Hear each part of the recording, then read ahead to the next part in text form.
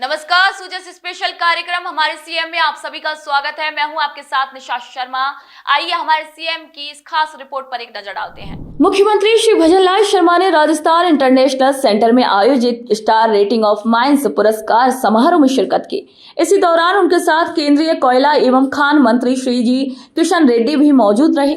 CM Shri Sharma ने कहा कि राजस्थान लोहे से लेकर सोने तक खनिजों से भरपूर है और राज्य खनन क्षेत्र में अग्रणी केंद्र बनने की दिशा में तेजी से आगे बढ़ रहा है। उन्होंने बताया कि पारदर्शी प्रक्रियाओं, इज ऑफ डूइंग बिजनेस और आधारभूत ढांचे के विस्तार से राज्य में निवेशकों के लिए माहौल अनुकूल बन रहा है। मुख्यमंत्री ने स्टार रेटिंग प्रणाली को पर्यावरण संरक्षण और सामाजिक उत्तरदायित्व को बढ़ावा देने वाला कदम बताया। उन्होंने कहा कि इस प्रणाली से जल प्रबंधन, वृक्षारोपण और सामाजिक मूल्यांकन के आधार पर खदानों की गुणवत्ता तय होती है। मुख्यमंत्री ने समारोह में मौजूद खनन उद्यमियों को राजस्थान में निवेश करने का आमंत्रण भी दिया और भरोसा दिलाया कि राज्य सरकार हर संभव सहयोग के लिए प्रतिबद्ध है। मुख्यमंत्री श्री भजनलाल शर्मा ने बताया कि राजस्थान ने प्रधान खनिजों की नीलामी में देश भर में कीर्तिमान बनाया है और 100 से अधिक ब्लॉक्स आवंटित किए गए हैं। प्रधान खनिजों और क्वारी पट्टों की सफल नीलामी भी राज्य की उपलब्धि रही है। मुख्यमंत्री ने ये भी कहा कि पिछली सरकार की तुलना में खनन से प्राप्त रॉयल्टी राजस्व में 24% की वृद्धि दर्ज की गई है। उन्होंने बजरी के विकल्प एमसेंट को बढ़ावा देने के लिए राज्य सरकार द्वारा लाई गई नई नीति की जानकारी भी साझा की और बताया कि इस क्षेत्र में उद्यमियों को प्रोत्साहन मिल रहा है। उन्होंने मिशन हरियालो राजस्थान का उल्लेख करते हुए बताया कि अब तक 7.5 करोड़ पौधे लगाए जा चुके हैं और इस वर्ष वर्षा ऋतु में 10 करोड़ पौधारोपण का लक्ष्य है। वहीं मुख्यमंत्री ने समारोह में पुरस्कार प्राप्त करने वाली खदानों के प्रतिनिधियों को बधाई दी और खनन उद्योग को पर्यावरण संरक्षण और सामाजिक कल्याण का प्रतीक बनाने का आह्वान किया। राजस्थान न केवल अपनी सांस्कृतिक विरासत और प्राकृतिक सौंदर्य के लिए जाना जाता है, बल्कि खनिज संपदा के क्षेत्र में देश में अग्रणी है। और ये बात मैं इसलिए कहना चाहता हूं कि राजस्थान को खनिजों का संग्रहालय कहा जाता है। मुझे ये बताते हुए गर्व है कि और अनुभूति भी हो रही है कि राजस्थान में खनिज ब्लॉकों की नीलामी के क्षेत्र में भी अभूतपूर्व प्रदर्शन किया है। राजस्थान प्रधान खनिज के खनन पट्टों की नीलामी में शतक लगा चुका है।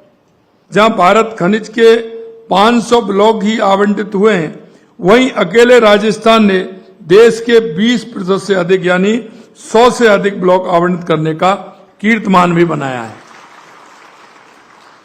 हमारी इस उपलब्धि के लिए भारत सरकार के खान मंत्रालय ने 20 जनवरी 2025 को कोडार्क ओडिशा में आयोजित राज्य खनन मंत्रियों के तीसरे सम्मेलन में खनिज ब्लॉकों की नीलामी में अनुकरणीय प्रदर्शन के लिए राजस्थान को प्रथम पुरस्कार से सम्मानित भी किया है। 2024-25 में रॉयल्टी का राजस्व 9,228 करोड़ रहा, जो गत वर्ष से 24% अधिक था और खान विभाग के इतिहास में रॉयल्टी राजस्व का एक रिकॉर्ड भी था। इसी के बाद सीएम श्री शर्मा कोटा के सांगोद में पहुंचे और पंडित दीनदयाल उपाध्याय अंत्योदय संबल पखवाड़ी के तहत आयोजित शिविर का उन्होंने निरीक्षण किया। इसी दौरान उन्होंने शिविर स्थल पर ही आयोजित समारोह में सुपोषित मां अभियान का शुभारंभ किया। मुख्यमंत्री ने सांगोद को करोड़ों रुपए के विकास कार्यों की सौगात भी दी। उन्होंने काली सिंध नदी पर 45 करोड़ रुपए की लागत से तैयार पुल का लोकार्पण किया। इसके साथ ही सीएम ने 92 करोड़ रुपए से अधिक की लागत के विकास कार्यों का लोकार्पण और शिलान्यास किया। कार्यक्रम को संबोधित करते हुए सीएम श्री भजनलाल शर्मा ने कहा कि जिसको भी सरकार की योजनाओं की आवश्यकता है, वे लोग अंत्योदय शिविरों के माध्यम से इन योजनाओं का आसानी से लाभ ले सकते हैं।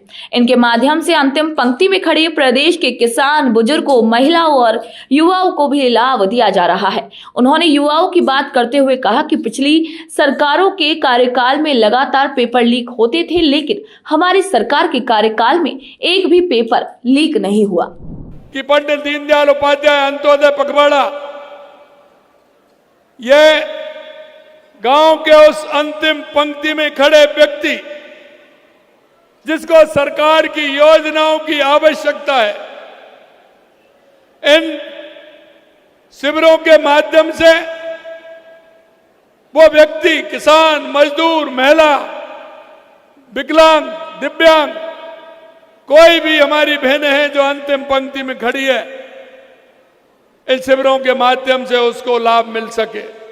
देश के यशस्वी प्रधानमंत्री नरेंद्र मोदी जी के नेतृत्व में उन्होंने कहा है कि देश के अंदर 4 जातियां हैं और वो जातियां हैं किसान, मजदूर, युवा, महिला। अगर इनका उत्थान नहीं होगा तो हमारे प्रदेश का उत्थान नहीं होगा, हमारे देश का उत्थान नहीं होगा। 1.5 साल में कोई पेपर लीक हुआ है क्या? अरे बताइए, कोई पेपर लीक हुआ है क्या? ये डबल इंजन की सरकार है। देश के यशस्वी प्रधानमंत्री नरेंद्र मोदी जी के नेतृत्व में यह सरकार चल रही है। इसलिए युवाओं को एक भी पेपर लीक नहीं हुआ और 69,000 युवाओं को नियुक्ति देने का काम किया है। क्योंकि हमने कहा था कि 1 साल में 1 लाख नौकरी देंगे। हमने 69,000 नौकरियां दे दी हैं और आने वाले इसी महीने में हमारा रोजगार उत्सव होने वाला है, उसमें भी नौकरी देने वाले हैं। दोस्तों, जैसे स्पेशल कार्यक्रम हमारे सीएम में आज के लिए इतना ही। फिर आप सभी से मुलाकात होगी नई खबर, नई जानकारियों के साथ। तब तक के लिए नमस्कार।